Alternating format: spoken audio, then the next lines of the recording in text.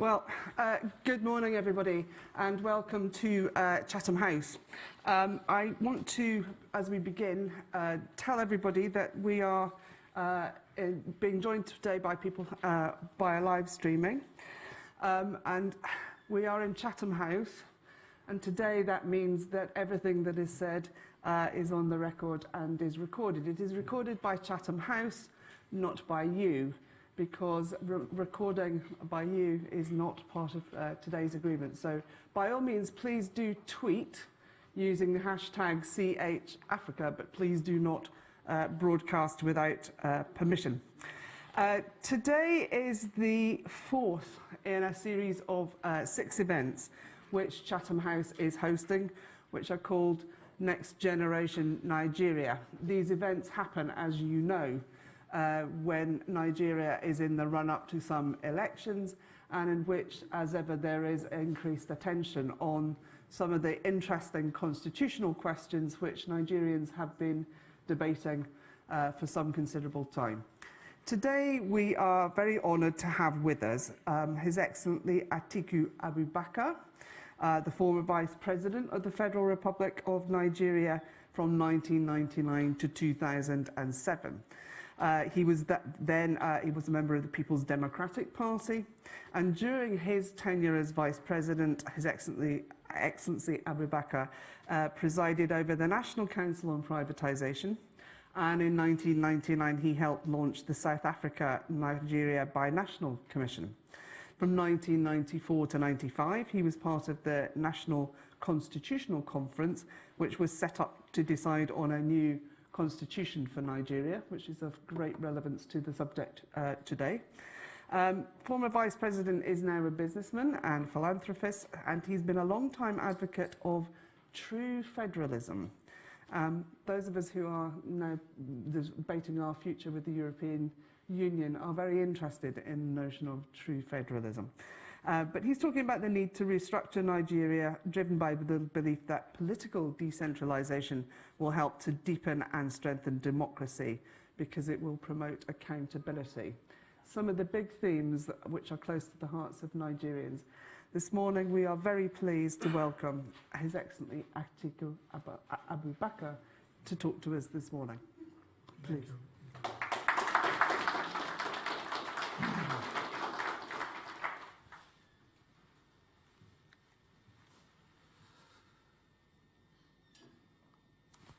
Thank you very much, Baronius. Distinguished ladies and gentlemen, I thank the Royal Institute of International Affairs for giving me this platform to speak to such a distinguished audience. I specifically want to thank Dr. Alex Vines for inviting me to give this address. I particularly want to thank Nigerian nationals who are present here today. Your love for Nigeria is evident in that you have left your regular pursuits to be here to interact with lovers of Nigeria on issues that, if implemented, will lead to the progress of Nigeria. Your presence really inspires me. Thank you very much for coming. To friends of Nigeria here present, I appreciate your friendship, and it is my strong desire that our collective wish to see Nigeria fulfill her potentials are realized in the not-too-distant future. I am a widely traveled man, and everywhere I visit around the world, there is agreement that Nigeria has the potential to make that leap.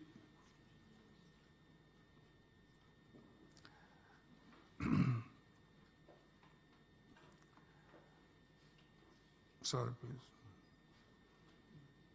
Can I just take this opportunity to say that anybody else whose mobile phone goes off will be in deep trouble? Can you? I think we've got a technical issue here. Yeah, there was some interference with me. Okay.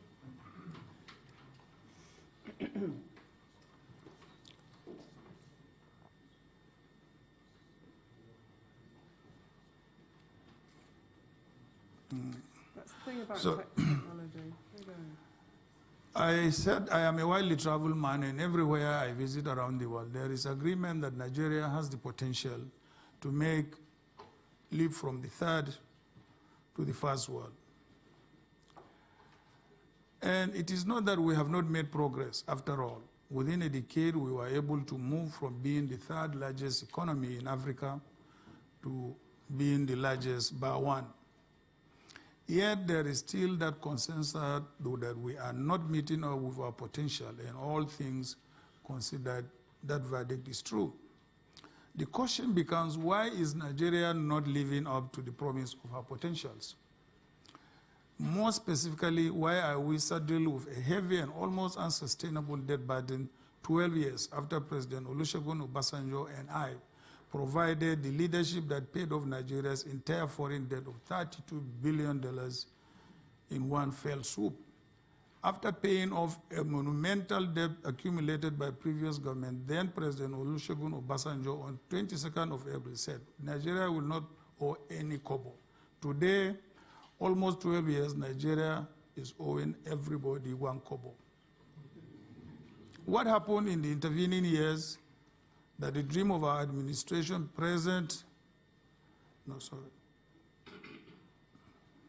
What happened in the intervening years to turn the dream that our administration had into this present reality, where Nigeria now owes double what we paid off in 2006? It's an irony. In talking about the importance of strengthening states' economic management systems, we must identify the structural defects in Nigeria's federal structure that prevents all levels of the Nigerian government, federal, states, and local governments from operating at optimal levels. After 19 years of uninterrupted democracy in the Fourth Republic, it is now an indisputable fact that today's Nigerian states essentially have been reduced to parastatals of the federal government and are addicted to the monthly allocation they receive from Abuja. There is nothing as addictive as states that are dependent on their monthly share of revenue from crude oil sales, and the only way to get them to manage their economies in an economically viable way is to cure them that addiction. Nigeria needs to be restructured. We must commit to a new development agenda with focus on wealth creation by the federating units rather than wealth distribution from Abuja to state and local government capitals. We must undertake a far-reaching economic reforms to attract private resources, including financial, and build bigger, stronger, and more subnational economies. We must expand the frontier of private sector activity beyond the realm of the oil sector and build a new Nigeria without oil. If oil could save a nation, then surely it would have saved Venezuela, the nation with the largest proven reserves of oil in the world. But you and I know that what is up with Venezuela is if oil has not saved her, it will not save Nigeria. If we want to help states strengthen their economies, we must come out with creative ways to encourage them to look inwards rather than outwards. Before we outline the steps we will take to support the states, we remind ourselves how we got there first.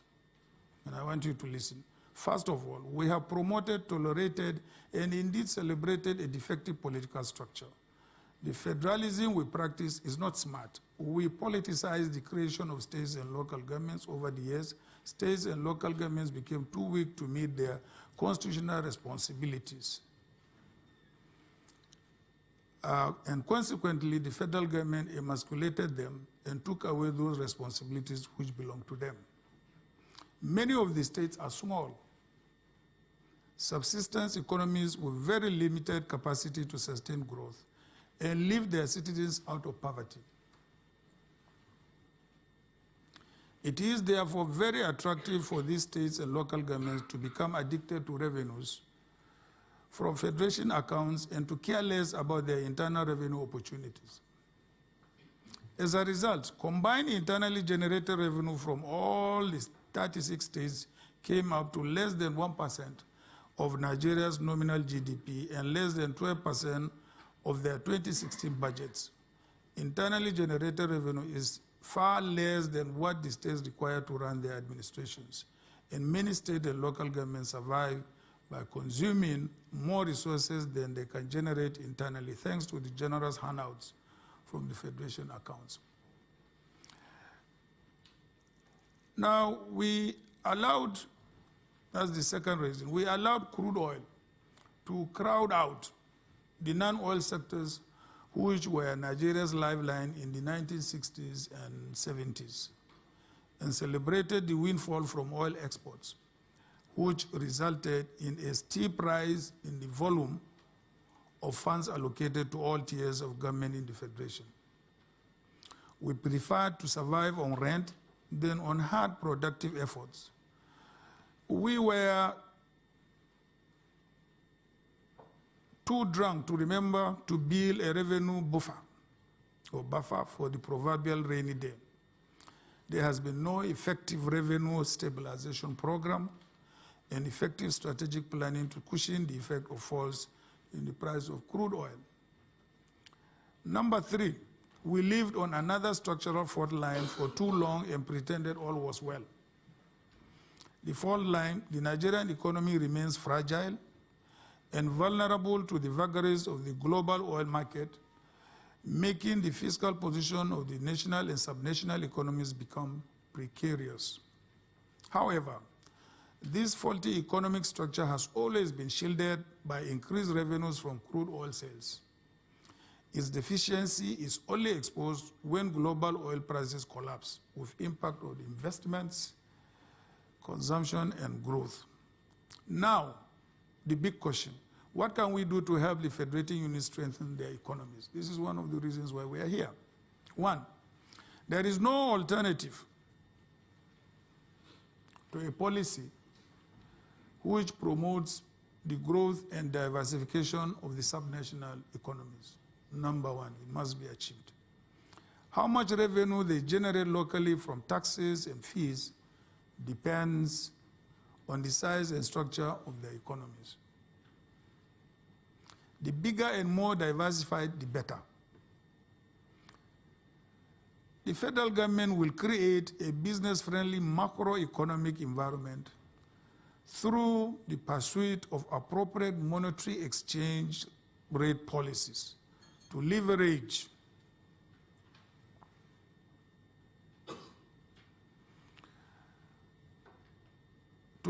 private sector investments, especially in agriculture, to promote economic diversification. Indeed, achieving diversification is central to our economic development strategy. Let us begin to visualize Nigeria without oil, or 1, not predominantly dependent on hydrocarbon.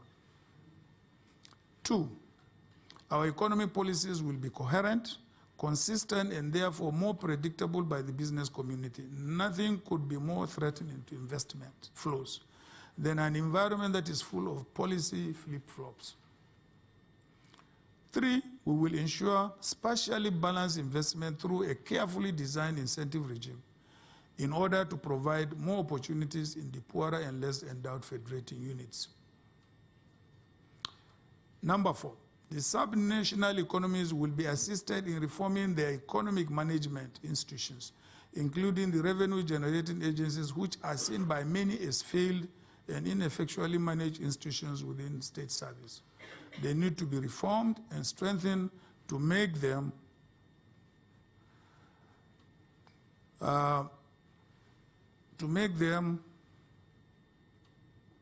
the reform agencies will be expected to improve taxpayer compliance, develop potentials of non-tax revenue sources, and block all leakages associated with tax administration. Beyond institutional and administrative reforms to improve operational efficiency of the revenue agencies, the federating units will be challenged to double their efforts in rebuilding the fiscal social contract by enhancing service delivery in key areas such as health, education, water supply, and infrastructural development. Only these would change the predominant perception that government revenues are diverted to the private bank of accounts of politicians, public officials, and their cronies. Number 6, and it is for the purpose of making states lose their addiction to federal allocation to make them look inwards and return to the healthy competition of 1957 to 1966, when Nigeria practiced her unique brand of true federalism known as regionalism, that I suggest the introduction of matching grants to states that have succeeded in increasing their internally generated revenue. My idea for the introduction of matching grants to be taken from the revenue accruable to the federal government for the purpose of matching the internally generated revenue of states in order to encourage states to become self-reliant. If I have my way, the federal government will match states' IGR up to $250 million per state. Even this, thank you. Even with this policy, the federal government will continue to offer support in the form of intervention programs for states that rank below the average development index until such a time as they are able to become self-sufficient and sustaining. In furtherance of strengthening their economic management systems, another policy I would recommend to Nigerian states is to follow the example of President Obasanjo and I laid between 1999 and 2007, when we privatized and liberalized many aspects of the Nigerian economy. It had the almost immediate effect of reducing our wage bill and increasing services, capacity, and jobs in the private sector.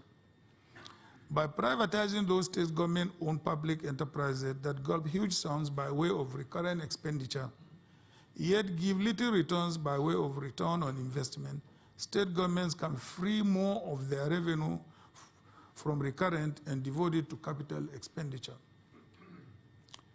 Number 8, we will promote and insist on fiscal efficiency at the federal level to lead other tiers of government by example. The states will be challenged to adopt sound fiscal management strategy so as to reduce wasteful spending. Many view government spending as wasteful, imprudent, and lacking in priorities. Typically, recurrent costs constitute between 60% and 72% of state and local governments. As I said in a recent interview, if I had the opportunity, I would disrupt Nigeria's budgeting process completely.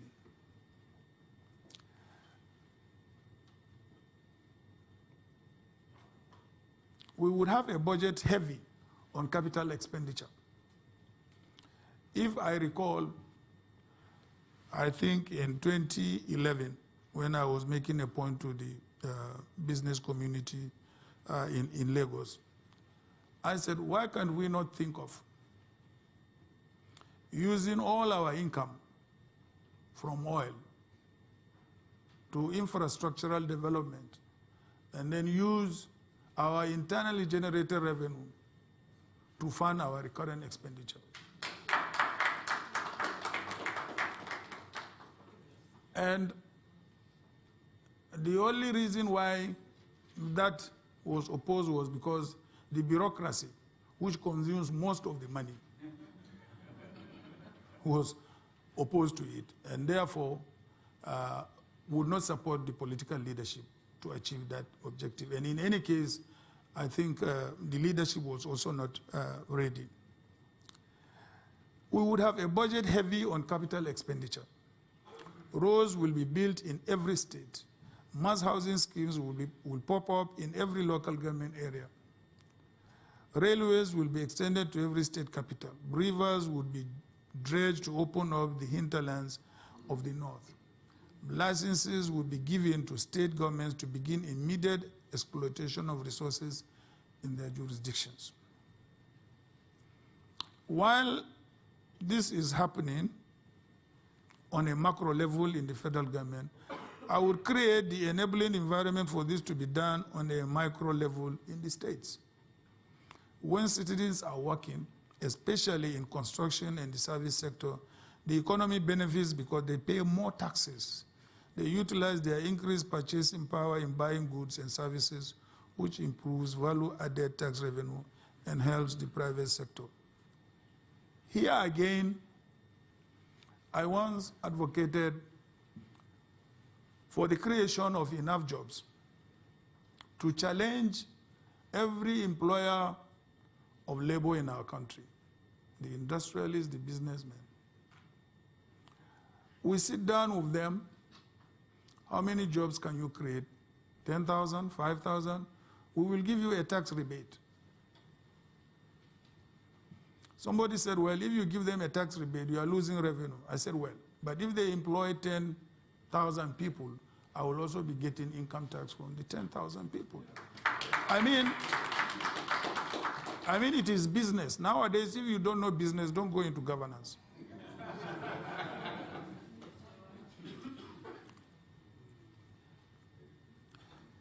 The multiplier effects are almost limitless. I'm not talking about what can happen. I'm talking about what is currently happening in Rwanda. According to the International Monetary Fund, Rwanda's economy is expected to grow this year by 7.2%. This is an economy that already grew by 6.1% in 2007 last year.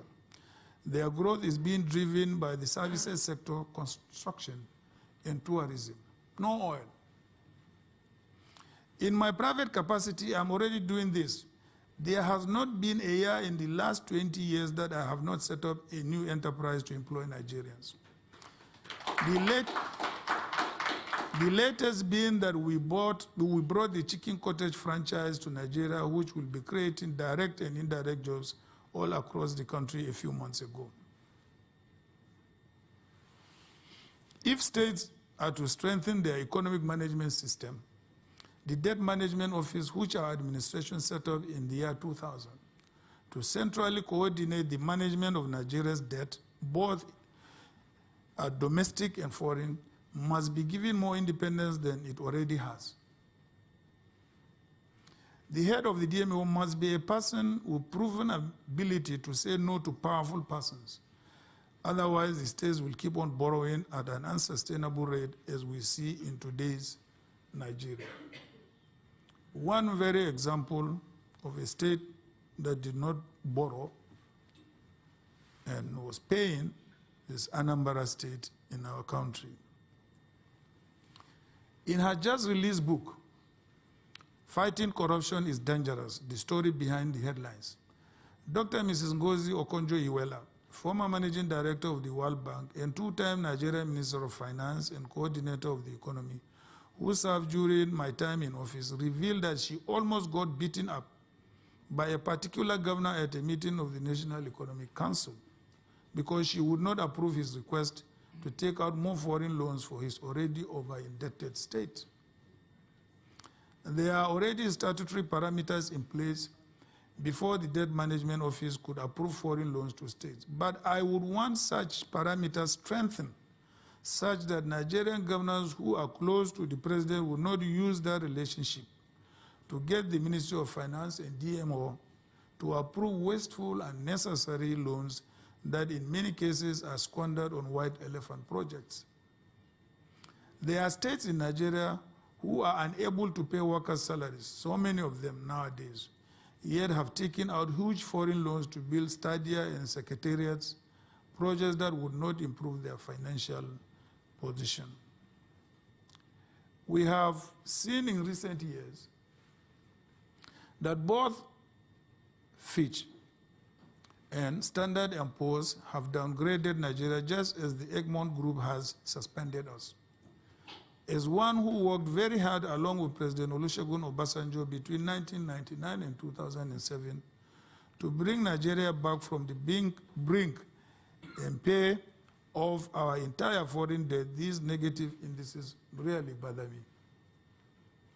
It is also imperative that our foreign reserves and revenue buffers are boosted to insulate the economy against adverse shocks and to strengthen fiscal capacity. We will streamline the operations of the Sovereign Wealth Fund, the excess crude account, and the stabilization account, which is currently embedded in the revenue allocation formula for more effective stabilization outcomes.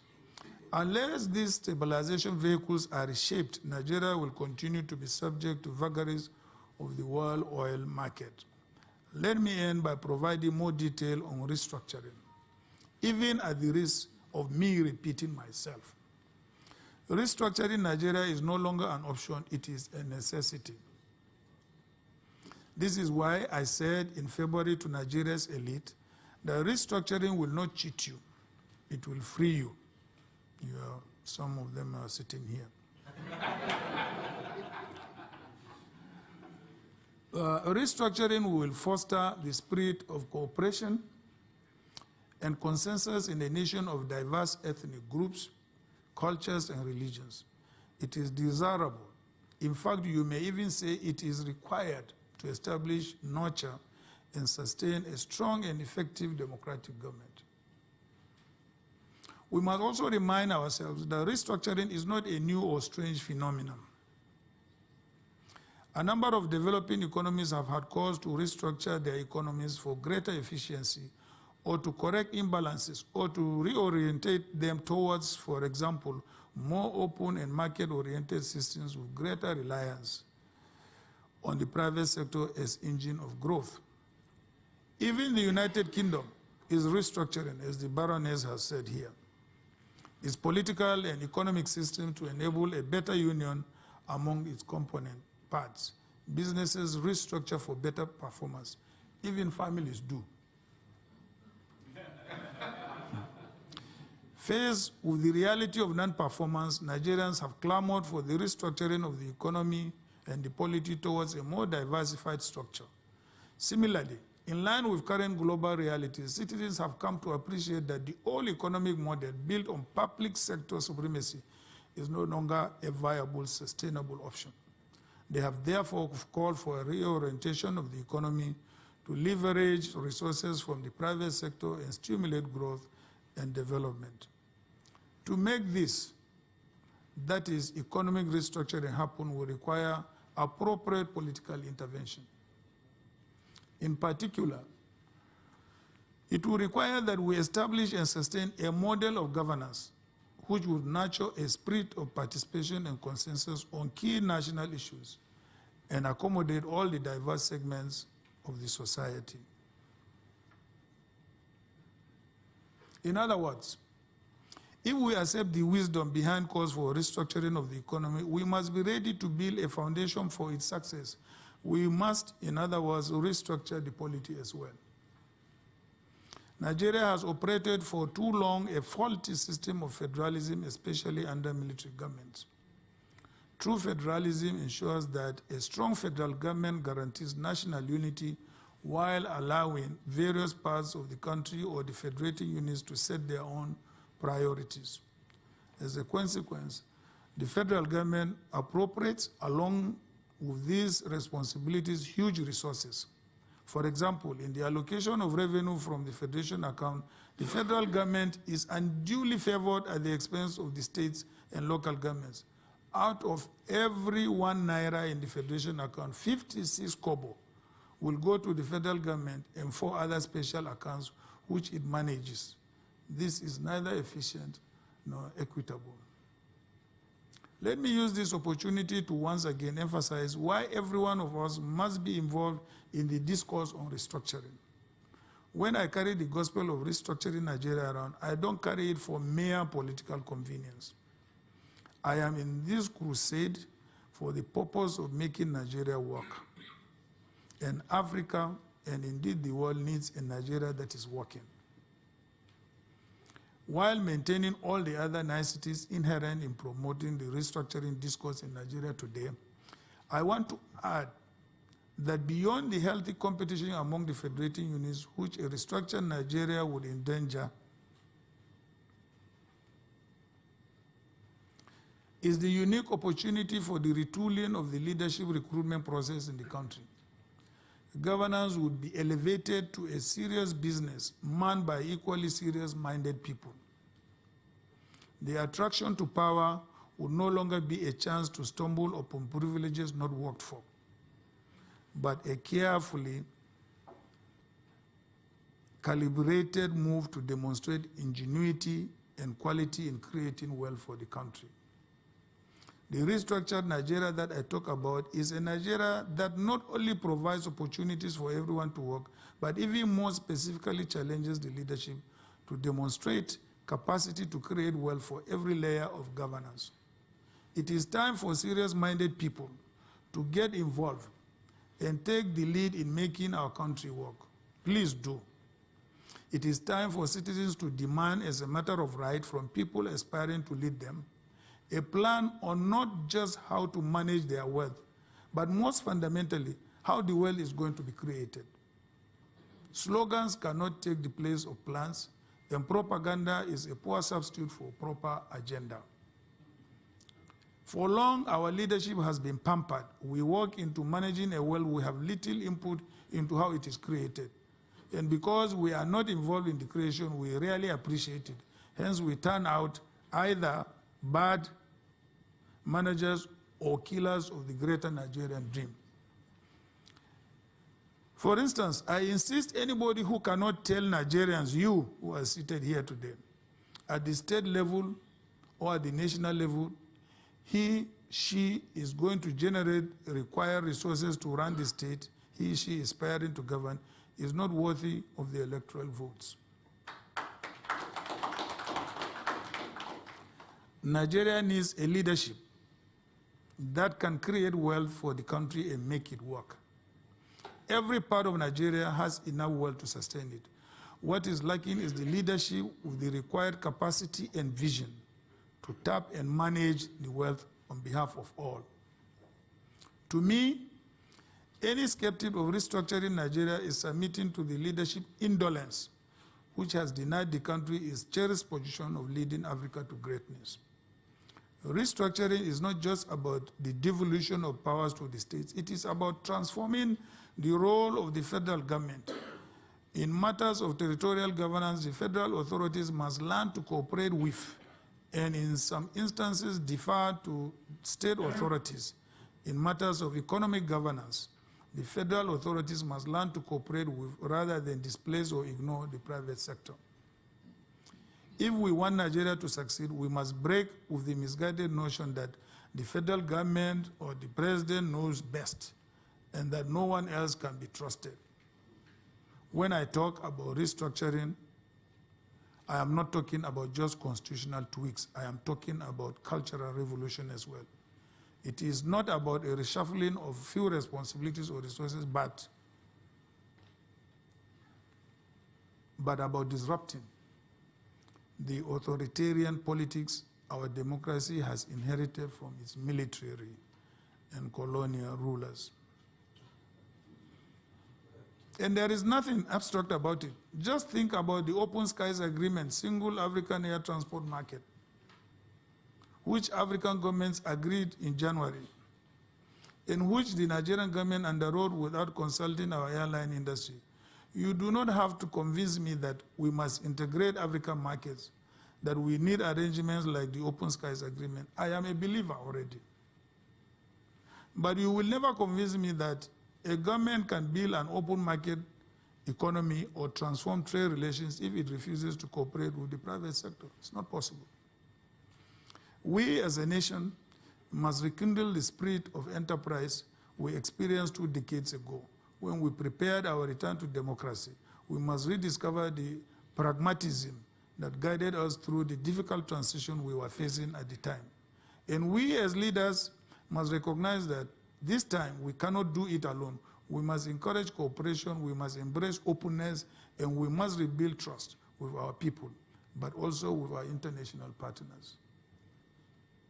These are some of the ways I believe Nigeria states can improve their capacity, increase their revenues, and better manage their local economies, which are critical to the safety, prosperity, and welfare of all Nigerians, and will allow my homeland to realize its true potential.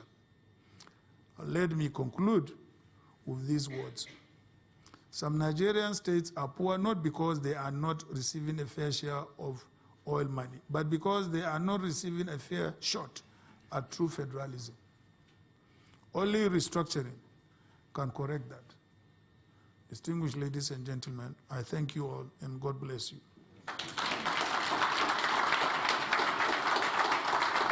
Thank you very much. Excellency, thank you very much indeed. You were invited here this morning to talk about restructuring under the banner of Next Generation Nigeria, and you have certainly given us a lot to think about. We now have 25 minutes, and only 25 minutes, in which to put questions and points.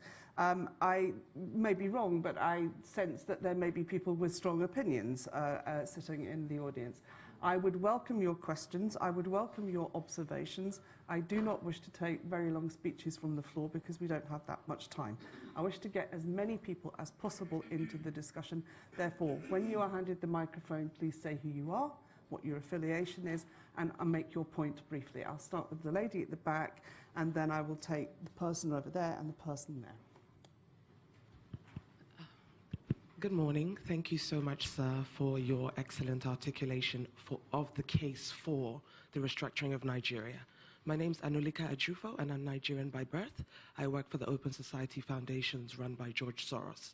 So it was great to hear you speak about the restructuring. I would have loved to hear your views around specific areas, sectors such as education and healthcare, basic goods and services. Now, over 50% of the Nigerian population are under the age of 30. This puts an extreme strain on resources, and education is something that is paramount to taking us forward. The real resource that we have at 190 million people is the people. And so I would love to hear your views around what states should be doing and what your view is around empowering states to ensure that their youth are educated effectively. Thank you very much. Can we move over here? Gentleman and then the lady in front. Please say who you are. Yeah. Good morning, Your Excellency. My name is Godson Azu, the convener of London Political Summit here in London, and a political head of political desk, Ben Television here in London. Your Excellency, I so much admire your approach to the issue of restructuring. But my question goes, is restructuring to so many people means different things? But I want to ask you, sir, are your plans about restructuring Nigeria based on restructuring the geopolitical structure of Nigeria, or is it about restructuring the human beings? Is the human beings not the problem, rather than the political or geopolitical structure? Are you coming to restructure the people who play the politics in Nigeria, or you are coming to restructure the landmass of Nigeria? Okay, thank you very much. Lady in front of you, please. Okay, shh, come on. Please give the lady respect, please. Your Excellency, my name is Hawa Yusuf. I am representing Nigerian TV and radio here, Radio Nigeria. My question is that the typical Nigerian would want a social contract between ourselves and the leadership. So in your well-written script, I would have loved that you address that issue. Particularly, a typical Nigerian would want to open the tap and see water, wants to put on the light and see lights. If a Nigerian is ill, wants a hospital. I wonder why Nigerians come over here to get medical care. So that's why I believe there is no social contract between the citizenship and the leadership. Please, if you will address that. Thank you. Thank you very much. Okay, basic services and geopolitical restructuring. Go for it. Thank you. Can I answer from here? Yeah, that's fine. The lady who has, my views on education, healthcare, by either the federal government or the states. First of all, when we were in office, we enacted a law which made it compulsory for every level of government to educate every child up to secondary education, free of charge. But is that law being complied? No. Simply because the respective levels of government, whether local governments or states, are not investing enough in education. Now, how do we get them to invest in education? Again, I remember when I was vice president, and I commissioned the Ahmadu Bello University to find out how can the northern states improve their educational, level. By the time we got the recommendations and we had agreed on blueprints, we realized that all the northern states were not allocating the minimum amount of resources for education.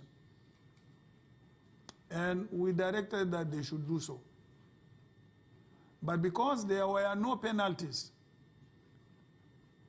they could not. Now, as today, it is not the issue of even the northern states, it's the issue of the whole country. You must have been aware that we recorded the highest percentage of failures in the last university or West African school certificate examinations. 75% failure.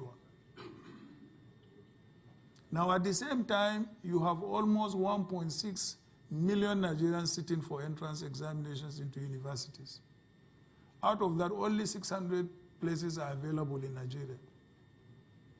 So the rest find their ways, some to Ghana. And so. Today, Nigeria spends $1 billion in paying school fees to Ghana alone.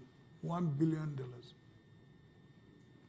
So what should be done is to ensure that we invest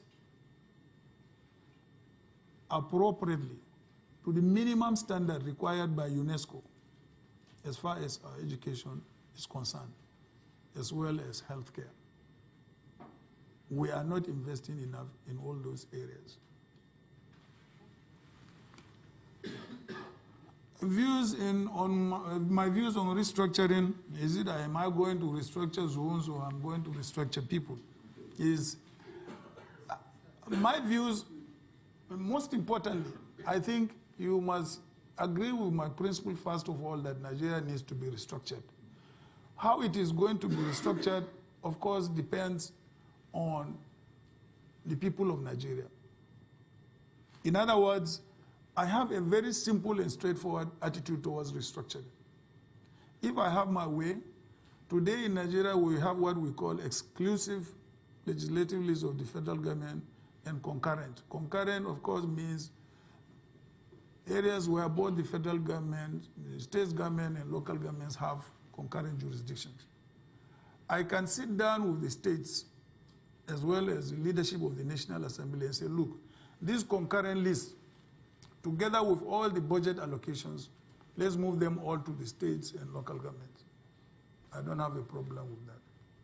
This is a very simple way of starting this. You move them. By the time you move them, you now come to the exclusive list. Okay, this is what requires constitutional amendment. How do we go about it? So we sit down and discuss. And basic services? Entitlement to basic services? Yeah, basic services, no, is it a social contract or basic? Yes. Yeah. Yeah, the social contract with Nigerians are at all levels. Of course, you will have a social contract. If you are running for the president, you know these are your areas where you need to have a social contract with Nigerians. Of course, why not? I don't have any objection. But then, who holds you accountable? At the end of the day, it is only the electorate that will hold you accountable. If you don't implement your social contract at the next election, they kick you out. Thank you. There was the lady second from the back. We'll take the gentleman there, and we'll take the lady on the front. Hi, sorry, just bear with me. Hi, my name's Claire Milhench. I'm from Reuters. We're interested in whether you would run as an independent presidential candidate if you don't win the PDP candidacy ticket, and why? And how much of a threat do you see from a possible third party backed by former President Obasanjo? Thank you very much. Gentleman there. Couldn't see that one coming, could we? Please. Thank you very much. I'm Isia Kushito Al-Mustafa. I'm a doctoral researcher in Plymouth University, looking at maritime logistics, particularly port efficiency, crude oil export in Nigerian logistics systems. Thank you, Your Excellency, for the beautiful lecture. I have two questions in one, just brief.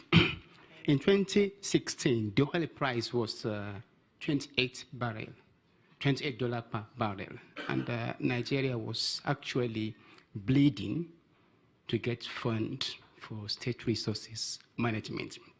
If you were privileged then to be Nigerian president, assuming, what would you do differently from the current administration? Looking at perspective of foreign exchange rates, multiple exchange rates of dollar to a naira, and as we know all, that a strong economy is based on the exact or strong exchange rates. That's the question one. Second question. Sorry. One detailed question. Please. Thank you very much. Thank the you. lady on the front, please. Sorry, Professor, you are far too profound for us. Carry on. I'm Jenny Chiko-Okafor. I'm a lawyer, a social justice advocate, and women's rights advocate too. Thanks very much for your profound speech. I personally believe that the major issue facing Nigeria is lack of control and by people in leadership, and the fact that all of us are not working cohesively as one people. We work as tribes and people of various faiths.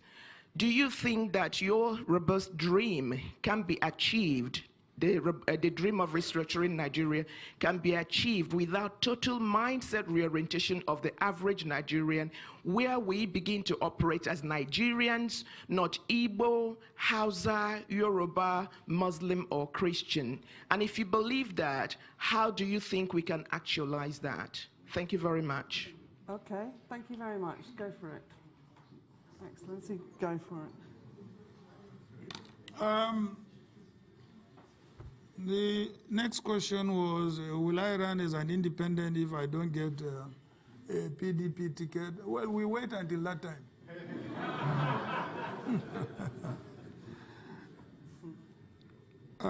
The next is the issue of multiple exchange rates. We have only witnessed it in this administration. And if you listen to me in my speech, I dwelt on the issue of, multiple exchange rate.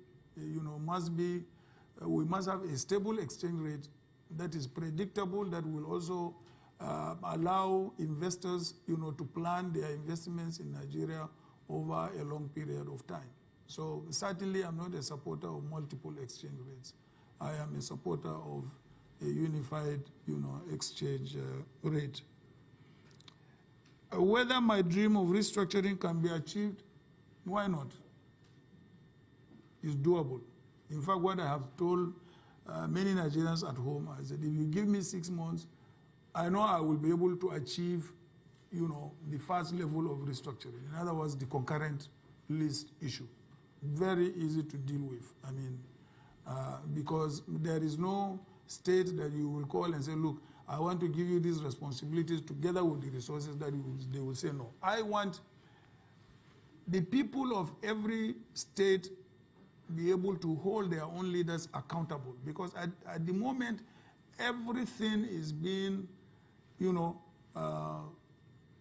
federal government is being accused of everything, even when it is not supposed to be its, its area of responsibility. So I want to be able to resolve that so that citizens can hold their local leaders responsible for lapses in maladministration at their respective levels of governance. Okay, thank you very much. Gentleman in the hat there. There's the lady over there in the pink, and there's a gentleman right in the very back corner. Excellency.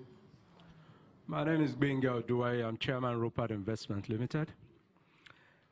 Recently, a Nigerian leader described a lot of Nigerian youths as very lazy. The same Nigerian leader also described the role of women as being in the kitchen and in the other room. My question is, do you agree with that opinion? And if you do not, what role do you think the youth and the women of Nigeria will play in strengthening the economic management? Thank you. Thank you very much. Lady here in pink. Good morning, all protocols observed. I'm Princess Ogunwusi, a journalist from the Republic of Ireland. I just want to know, Your Excellency, how do you intend to engage Nigerians in diaspora towards accelerating the development of Nigeria? And would you be appointing a minister for diaspora? Thank you. Thank you very much. And the gentleman right up in the back corner. Okay, well. Good morning, and thank you for this opportunity. Hold it right up to your mouth. My name is Chisom J. Ezako. I'm a lecturer in business economics at London Churchill College and an independent economic consultant. There's a policy you suggested while you were talking. You said you gave in Lagos, which I love very much, about capital expenditure and recurrent expenditure. Because when we look at our budget, we spend a good percentage on recurrent expenditure, which is not good for the development of the economy. Now, you said something that when you say so, that the bureaucracy kicked against it. And if I will use the sayings by some people as an excuse for not doing what they're supposed to do, they say that when you fight corruption, corruption fights back as an excuse. When you have the opportunity and you want to implement this policy of increasing our capital expenditure, if this bureaucracy fights back, because definitely they will fight back, what strategy, because you said we shouldn't listen to slogans, we should ask our leaders about strategy and plans. What strategies, what plans will you use to fight this bureaucracy, given that some of them might be your friends, they might be your political associates, elites in the society? So how do you intend to make sure that this thing is properly done? Thank you. Thank you very much. So, role of women and young people, diaspora, and strategies for dealing with corrupt kickbacks against innovation. Thank you very much. Role of youth and women, whether I agree with... first of all, this question was asked 2 days ago at the BBC. First of all, on the issue of youth, I am an employer of labor, and most of that labor is youth-dominated. And I make, a lot of profits from my businesses. I don't agree with, the assertion that the youth are lazy or they are indolent. Certainly, I don't. But I am not surprised with the fellow who made that remarks, because he's never an employer of labor. He has no business. He has no educational institution, so he doesn't relate with youth in schools. So I don't blame that. And now, coming to the role of women, I was brought up by a woman. What I mean is that I lost my dad at a very, very early age, maybe less than 10. And my mother brought me up till I became what I am today. So that is why many years ago I established a microfinance bank. And I gave directive to the management of that microfinance bank that 80% of your loan should go to women. As a result of that, we have moved out 45,000 families out of poverty. If you want to fight poverty, empower a woman. And not only that, we have a recovery rate of 98% in our loans. If you give a woman 100 naira loan, she will go and invest it in the business and she will bring back the money. But if you give it to a man, of course, forget about it. Don't go there. Don't go there.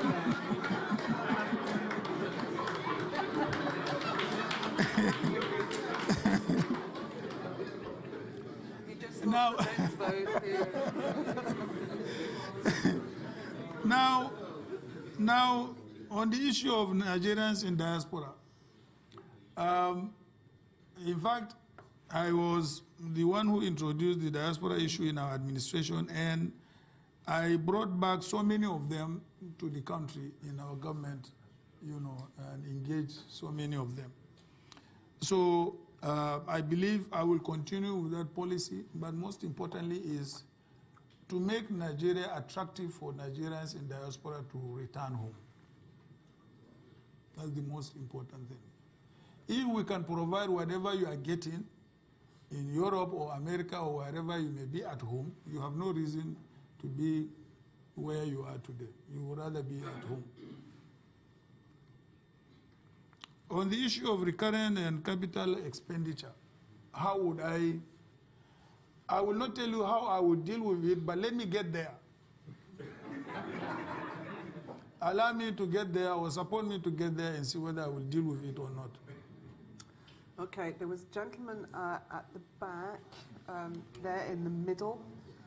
There was the lady at the front, and we will take one person from the gentleman over there in the middle. And I think that's going to be our last lot. Quick as you can, please. Thank you, Baroness.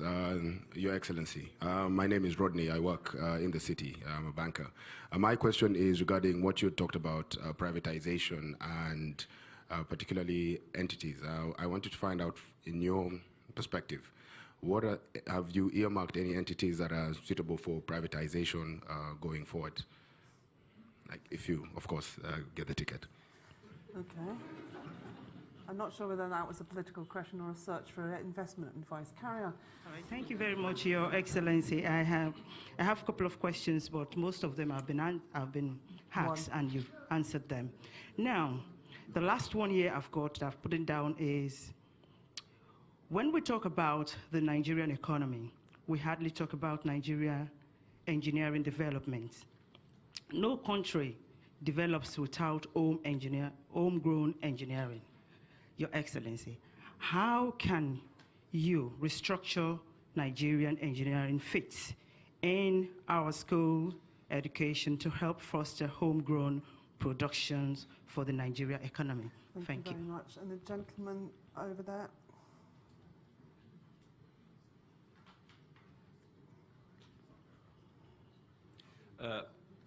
Thank you, Your Excellency.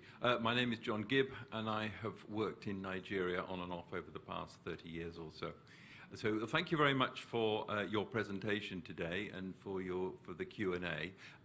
But I do find that I've heard, a lot of what you said, the diagnosis we've heard before.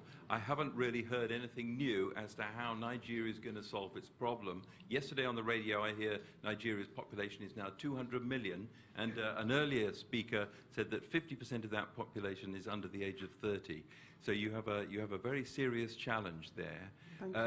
And my one comment would be, until Nigeria gets serious, from the federal government down to the local government level, in organizing its domestic resource management much better and spending its own money on its own people, it's going to stay very much in the place it is now. Thank you. Thank you very much. Excellent. So you want to deal with those last comments?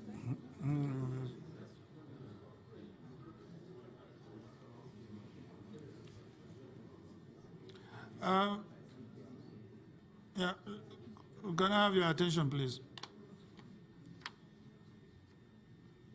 I think the next question was on the issue of privatization. What entities are left not privatized? I honestly would not tell you now because I have been out of office. All what I know is that since we have been out of office, the privatization exercise or scheme has not been faithfully implemented by the successive regime. So we virtually have like a stalemate in that sector of our economy. So we will look at it, what entities are left not privatized, and we will proceed to privatize them in very fast rate. On the issue of engineering sector, how to grow it is an educational curriculum. Again, when we get there, we will see how we can improve on our current, level. What I know is that there are quite a number of deficiencies in our educational curriculum, and I remember a few months ago when I was at the Oxford University as a fellow of St. Anthony's College, I met with the Minister of Education and pointed out to him that for several years now, the teaching of history in Nigeria, or Nigerian history, has been discontinued.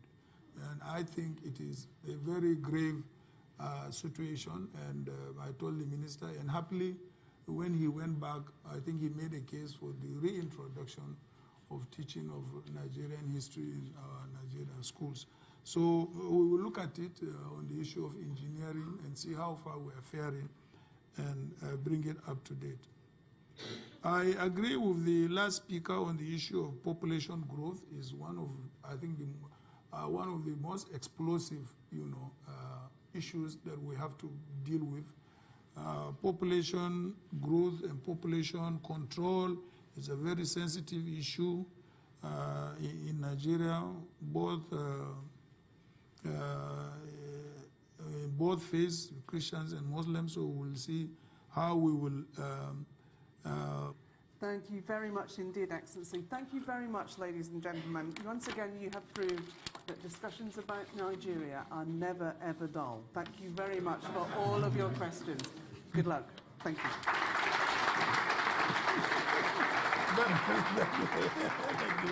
Thank you.